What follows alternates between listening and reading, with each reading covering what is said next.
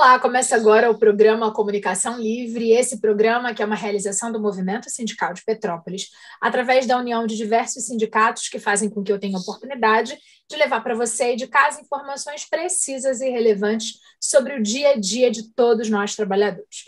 No programa de hoje, eu tenho o prazer de conversar novamente com o Dr. Fernando Souza, ele que é advogado, e a gente vai falar sobre depósito recursal na Justiça do Trabalho. Olá, doutor Fernando, muitíssimo agradecida pela disponibilidade do seu tempo. Seja muitíssimo bem-vindo mais uma vez para um bate-papo.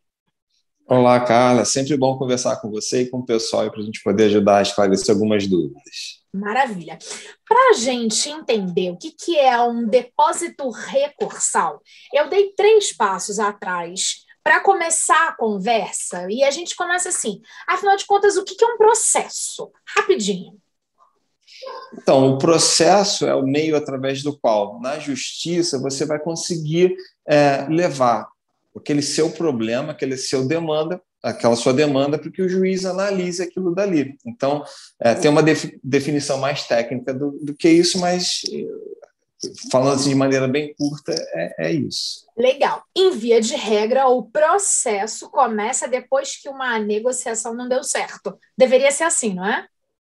Em tese seria assim, a gente teve até no momento anterior, como a gente está falando mais do direito do trabalho, né, as constituições daquelas comissão de conciliação prévia que acabou não vingando. Mas em tese a gente só parte para o judiciário quando toda essa fase inicial de negociação restou frustrada, né, a gente não conseguiu dar seguimento, aí sim você acaba judicializando a demanda. Perfeito. Estabelecido o processo, o juiz dá uma coisa que chama sentença, não é isso? Uhum. Que é então, vamos lá. Desculpa. Não, Desculpa. O processo ele é um conjunto de atos que a gente tem que seguir com o objetivo final de obter a sentença. A sentença, tecnicamente falando, é a entrega do provimento jurisdicional. Fica bonito, né? Mas é justamente isso, é a decisão que o juiz vai dar ali naquela situação, naquele processo, tendendo ao quê? A obter a paz social. Né? Quando você tem uma disputa e você precisa resolver a finalidade máxima daquilo, que você obtém a paz social. E trazendo isso para o indivíduo, é a gente ter a resolução do problema dele, a entrega da resposta para o problema que foi oferecida para o judiciário.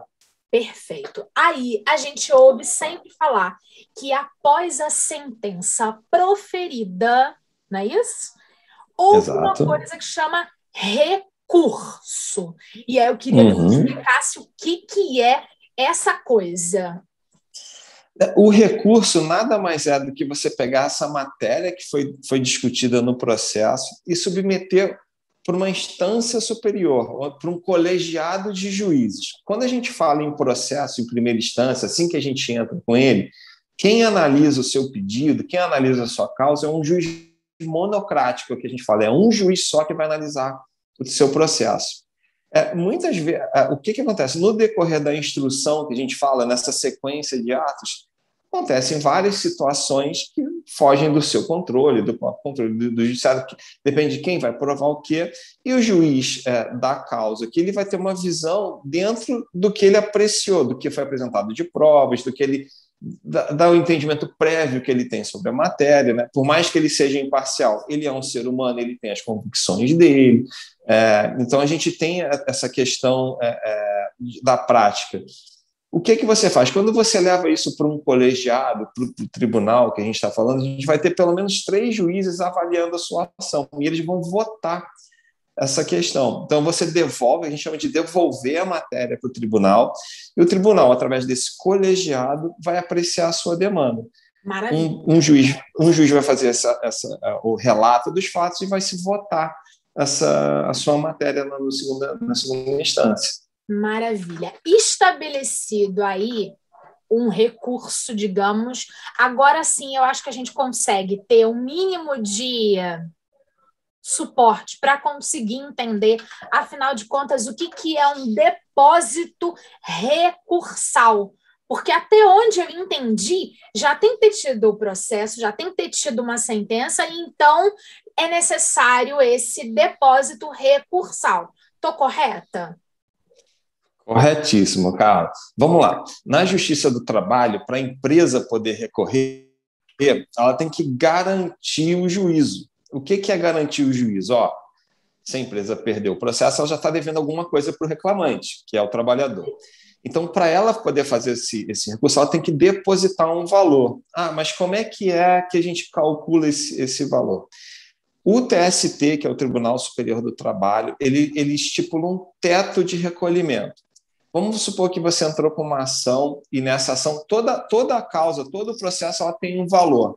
Não necessariamente o valor que você vai receber, mas é um valor aproximado. E toda sentença, ela também tem um valor, que a gente chama de valor de condenação. Pode também, fica meio técnico, mas é só para a gente entender. Esse valor de condenação não quer dizer que seja exatamente o que você vai receber, que depois a gente tem que atribuir valor específico para cada verbinha daquela que você vai receber. Mas vamos supor que você, na sua ação, você ganhou R$40 mil. O valor que você vai receber é um valor bom, R$40 mil. O Tribunal Superior do Trabalho diz o seguinte, o teto para o depósito, hoje até aumentou, que no mês de agosto costuma ter um ajuste desses valores, né? Mas estavam quase em R$10 mil. Vamos falar em R$10 mil. Para você recorrer, como a condenação foi de 40, você tem que depositar o teto, que é R$10 mil. A empresa vai, deposita esses R$10 mil, aí pode recorrer. Mas vamos supor que você entrou com a ação e ganhou R$2.500. Como ela está abaixo do teto que o tribunal fixou, a empresa tem que depositar os R$2.500 para poder recorrer. Uma coisa que é importante falar, Carla, com a reforma trabalhista, a gente tem agora a possibilidade, as empresas têm a possibilidade de fazer o seguro garantia judicial. É nada mais que um seguro que você faz igual de e a empresa é bem parecido com o de carro, só que a função dele é justamente garantir um processo judicial. Aí o tribunal agora aceita esse seguro, é uma apólice de seguro que a empresa indica, está garantido o juízo através dessa apólice e eu estou autorizado a recorrer. Os juízes aceitam, os tribunais aceitam, porque foi alterada a lei com a reforma trabalhista e a empresa está garantindo o juízo, então ela pode recorrer. Só é importante a gente ressaltar aqui, cara, desculpa se eu estou falando muito, quando a gente recorre para o Tribunal do Trabalho, Regional do Trabalho, que seria recorrer aqui para o Rio, né, que a gente fala, o teto é R$10 mil, né? 9 mil e pouquinho, que agora aumentou, nem sei quanto é que está o valor exato agora. Aí foi julgado no tribunal, vamos supor que você tenha matéria para levar isso para Brasília, para o TST. Você tem que fazer outro depósito, e o teto desse depósito é o dobro do depósito que a gente faz aqui na primeira instância para a segunda. Então, se era 9 mil e pouco, para você recorrer para o Brasil, tem que depositar 18 mil e poucos reais para você poder recorrer. Então, a gente vai ter aí quase R$30 mil de depósito já no processo. Perfeito, entendido. E aí, esse depósito, ele se torna, no final das contas, uma segurança para o trabalhador? Exatamente. A ideia dele, primeiro, é desestimular que a empresa fique apresentando recursos se ela não tem mais razão para recorrer. Então, fica caro para a empresa recorrer. A ideia é justamente essa. No segundo momento, é justamente garantir, se a empresa teve que fazer o depósito do valor que ela te deve para poder recorrer, primeiro, ela está acreditando que o direito dela é bom, senão ela não depositaria para recorrer. Seria mais barato ela tentar negociar ou te pagar. Em segundo lugar, se ela perde esse recurso e o processo volta, né, que a gente fala para a primeira instância, esse valor pode ser disponibilizado para o empregado, que é no caso recorrido ali ou reclamante da ação. É justamente para garantir que ele vai receber o valor, que a empresa não fique enrolando o processo, né, a eternidade, e se ele tem o valor ali já depositado, ele tem a garantia que ele vai receber aquela condenação. Maravilha. Agora a questão é o seguinte, quem pede o depósito recursal? É o reclamante ou isso é uma obrigatoriedade num processo trabalhista que vai para a segunda instância? Não, isso é uma obrigação legal. Esse depósito judicial, como o próprio nome diz, ele é um depósito que é feito numa conta judicial. Antigamente, esse depósito, na verdade, ele era até vinculado à conta do FGTS do reclamante, mas depois foi se aprimorando e hoje em dia é uma conta uma conta judicial mesmo. Você emite uma guia no próprio tribunal, pelo site do Tribunal do Trabalho, e faz esse depósito. Você paga essa guia, esse dinheiro fica depositado lá. Isso não é uma exigência do reclamante, nem é uma vontade da empresa, é uma obrigação legal. Entendi. Né? Quando a gente fala de processo, tem que tradicional do processo. Então, assim, tem que montar provas, tem que fazer não sei o quê, tem que ir na audiência. Isso. Inclusive, se você não faz o depósito, né? Se você não faz o depósito e a empresa tenta recorrer, a gente fala que o recurso é deserto, que ele não tem as condições necessárias para subir para ser julgado. Perfeito. E aí, na prática, esse depósito, então, ele é feito por uma guia que é expedida pelo próprio Ministério. Quer dizer que agora voltou a ser Ministério, né? Está voltando a ser Ministério. É diferente. O Ministério do Trabalho tem uma associação, tem uma atribuição diferente. A gente está falando da Justiça do Trabalho, que em tese é um órgão completamente diferente do Ministério do Trabalho, que agora voltou a pasta voltou a existir. Eu tenho uma gravação hoje sobre o Ministério do Trabalho, foi isso. Cérebro da jornalista. Não tem problema. Então, essa guia você consegue emitir através do site do Tribunal do Trabalho, do TRT, mas é uma guia que é vinculada ao Banco do Brasil, que é o banco oficial que faz esses recolhimentos. Banco do Brasil ou Caixa Econômica. Normalmente, o Banco do Brasil funciona melhor. Perfeito. E aí tem uma questão. Esse depósito recursal é feito, então, em forma do pagamento dessa guia. Vai para a conta do processo, digamos assim. Ninguém tem acesso a esse dinheiro antes que a segunda instância ou terceira instância emita o seu novo parecer, a sua nova sentença. É isso? Exatamente. É uma conta que só o juiz pode liberar o pagamento para quem... Porque pode acontecer também da empresa fazer o recurso, por exemplo, e ela ganhar. Então, ela tem o direito de receber esse dinheiro de volta. Né? Da mesma forma, a empresa faz o depósito e perde a ação, o juiz vai determinar que esse dinheiro seja liberado em favor do trabalhador. Perfeito. E aí, todo mundo, cidadão, está meio acostumado com o seguinte: se você pega um dinheiro e você deposita esse dinheiro numa conta, normalmente esse dinheiro rende alguma coisa.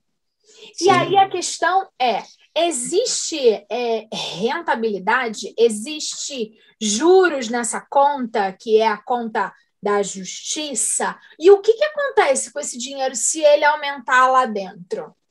Então, a conta ela é remunerada. Toda hora tem umas alterações nessas regras de remuneração, mas ela é uma conta remunerada. Normalmente equivale a uma remuneração do FGTS, só para a gente ter uma ideia da sua conta vinculada ao FGTS. Né? Normalmente os processos demoram, né? A gente sabe que a justiça é lenta. Vamos supor que faz o depósito e fica 3 anos depositado. Quando o juiz determina que a parte levante esse documento, quando eles pedem um alvará, eles pedem pelo valor principal, juros e correção. Então, você vai receber todo o valor que está ali depositado. Até porque o seu débito, né? Eu, como trabalhador, entrei com uma ação. Obviamente, no dia que eu entrei com a ação, o valor que eu tenho para receber é 1. No final da ação, o valor vai ser 1 mais os juros e correção durante todo esse período. Obviamente, às vezes o depósito recursal não acompanha os juros e correção desse período todo. Mas depois é uma questão de você fazer essa composição. Estou vendo que tem o seu secretário hoje aí participando, né? Eu estou gravando no escritório aqui embaixo hoje, e aí não adianta. Bartolomeu acha que tem que aparecer na televisão. Não, ótimo. E aí fica assim, eu até estava olhando pela câmera e pensando assim, meu Deus, sai daí, cachorrinho, sai daí, cachorrinho. Mas esse é o home office real. É isso aí. O barulho do passarinho, o filho que está estudando por sistema online, e o cachorro que está vivendo com a gente. Que aparece, não tem jeito. Não adianta, é impressionante, doutor Fernando, que está assistindo a gente em casa. O Bartolomeu, ele adora aparecer. Ele não pode ser pronta para gravar, que ele se posiciona aqui, ó, do lado do meu ombro, atrás do sofá. É uma coisa de louco, né, meu filho? É bom que, na verdade, um cachorro super instruído, lê jornal impresso, é uma maravilha, né? Não tem jeito, casa de jornalista. Mas vamos continuar o nosso bate-papo, porque pelo menos a gente tem certeza que tem alguém aqui prestando atento. atenção. Isso. E aí, nesse contexto, voltando lá, já entendemos que tem juros e correção, que esse juros e correção volta para quem é a segunda instância ou a terceira instância. Entendemos toda essa questão. E aí, no final das contas, assim, o depósito recursal é uma grande segurança para o trabalhador, não é isso? Com certeza, a ideia dele é justamente garantir que o trabalhador venha receber o valor da sua condenação. Certo. E aí a questão é, existe um teto do depósito recursal, que a gente já falou que está aí em torno na casa do 10 mil, afinal de contas, númerozinhos detalhados e percentuais a gente tem que estar estudando lá, a gente está aqui estudando para o trabalhador ter esse panorama geral. Agora, digamos que o depósito tenha sido na casa dos 10 mil, e foi feito, patrão e trabalhador, né, empregador e empregado foram para uma segunda instância, chegou lá, o empregador perdeu a causa e o trabalhador vai receber. Recebeu o depósito recursal, mas tem um complemento. Afinal de contas, o depósito recursal, se for mais 10 mil, não é feito na integralidade daquela sentença da primeira instância. E aí, exatamente. Como é que fica o restante desse pagamento pós-sentença de segunda instância? Então, exatamente. Quando o processo é depois de avaliado na segunda instância, falando, ó, realmente o trabalhador ganhou tudo, está tudo certinho, o processo volta para a primeira instância e a gente começa uma fase que chama de fase de execução. Nessa fase de execução é onde a gente vai tentar, através de vários meios judiciais, atingir o patrimônio do devedor. Penhora bancária, penhora portas adentro, que a gente fala de, por exemplo, se for uma loja, tentar penhorar o faturamento diário dela, penhora de cartão de crédito, penhora de carro, penhora de imóvel. Então, é uma segunda fase, na verdade, uma terceira fase que a gente vai começar no processo, só para explicar, né? A gente já dividiu o processo agora em 3 fases. A primeira, que a gente chama que é a fase de instrução, onde você vai fazer as provas, vai juntar documento, vai ouvir testemunha e vai ter a sentença. A segunda fase, que é a fase recursal. Se a parte tem interesse em recorrer, se ela acha que foi injusta a sentença em algum momento. E agora a gente já está na terceira fase, que é a fase de execução da sentença. A gente está executando o crédito que a gente tem direito nessa sentença. Maravilha. Além dessas questões que me parecem ser as mais agressivas, digamos assim, recolher o dinheiro do caixa, pegar o carro, né? Coisas que a gente fica que a gente até vê na televisão, vira e mexe, né? Mas parecem ser mais duras, não é a palavra correta, mas eu não consigo encontrar agora a palavra assertiva nesse momento. Agora, antes disso, ainda há uma tentativa de quitação por conta do empregador. Ou então, nesse momento, já não há mais negociação. Porque lá no primeiro momento podia ter uma negociação daquele valor e aí agora não negocia mais, tem que pagar tudo e ponto final? Não, vamos lá. A conciliação ela é possível a qualquer momento do processo, mesmo com o processo na fase recursal. O Tribunal do Trabalho ele tem até como objetivo dele principal promover a conciliação. Ele tem um órgão especial lá, chama Sejus, e tem uma campanha que chama Campanha Conciliar. Se você tiver interesse na conciliação do processo, basta você mandar um e-mail para eles pegam o processo, analisam, vê se realmente existe a possibilidade de compor, marcam uma audiência de conciliação e tento fazer. Ontem, por acaso, eu fiz uma audiência de conciliação num processo que estava na fase recursal.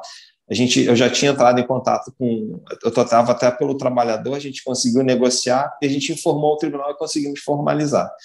Quando chega a fase de execução, só para a gente contextualizar, antes do juiz chegar e falar, vou penhorar o seu dinheiro, na verdade ele nem avisa, ele penhora depois que você fica sabendo. Então você tira o dinheiro antes, não adianta nada. Sim. A gente tem uma fase que chama fase de liquidação do processo. A sentença vem, a gente atribui valor específico para cada item que você ganhou. Ganhou o 13º do ano de 2017 a de 2020. Ganhou férias, ganhou aviso prévio, ganhou hora extra, etc. O montante deu tanto. O juiz, o que ele faz? Devedor, Você está devendo aqui 30 mil, já descontando o depósito recursal. Você tem um prazo para pagar. Se você não pagar, a gente vai executar esse valor. Então, normalmente, infelizmente, a gente sabe que a realidade nacional tá muito complicada. As empresas, a massa de empresas que a gente tem acionada na Justiça do Trabalho são empresas pequenas, que têm muita dificuldade financeira, estão passando por um problema muito difícil. Então, a quantidade de processos que chegam em execução é muito maior do que a gente gostaria que fosse, né? Que chega nessa fase de você não ter. Então, é bem mais comum do que a gente imagina. Perfeito. E aí, nesse momento, é encontrada a melhor forma para quem venceu, digamos assim, né? Porque nesse caso tem um vencedor e um perdedor mesmo, não tem jeito, né? Nesse caso, a gente está falando. No final das contas, a gente está falando de dinheiro, né? Quando você fala de uma relação de trabalho, embora ela tenha um componente pessoal e humano muito grande, quando chega para ir para essa parte da justiça e você tem uma sentença, realmente a gente está falando de valores, né? A gente não tem como fugir disso. Então você tem a parte que ganhou e a parte que vai ter que pagar, não tem jeito. E aí, nesse momento, é feita a execução da melhor forma possível e o depósito recursal, nesse caso, é muito importante para a quitação dessa demanda. Isso, a gente tem vários princípios que regem a justiça do trabalho, né? Isso é até uma discussão filosófica e técnica que se tem, que até que ponto você aplicar a lei você está sendo justo. Então, muitas vezes, você aplicar os princípios que regem são mais interessantes do que aplicar a própria letra da lei. A gente tem dois princípios, quando a gente fala na fase de execução, que são importantes. Um é de você ter um tempo razoável de duração do processo, para você ter a satisfação do crédito. Esse é um princípio importante. E o segundo princípio... Satisfação do crédito. Muito interessante isso. Depois de 20 anos você receber aquele dinheiro, você queria que ele fosse para... Verdade, já não tem função nenhuma. Exatamente. O outro princípio que a gente tem é que a execução deve se dar da forma menos onerosa para o devedor. Então, a gente tem que tomar cuidado com como que você procede à execução. Por exemplo, o devedor também, embora a maioria das vezes seja uma pessoa jurídica, por trás dela você tem uma pessoa física. Então, você não pode bloquear, por exemplo, o salário da pessoa física, né? O 100% do salário dela, porque ela também depende daquilo para sobreviver, etc. Então, a gente conseguir conciliar isso tudo, que é o X da questão, né?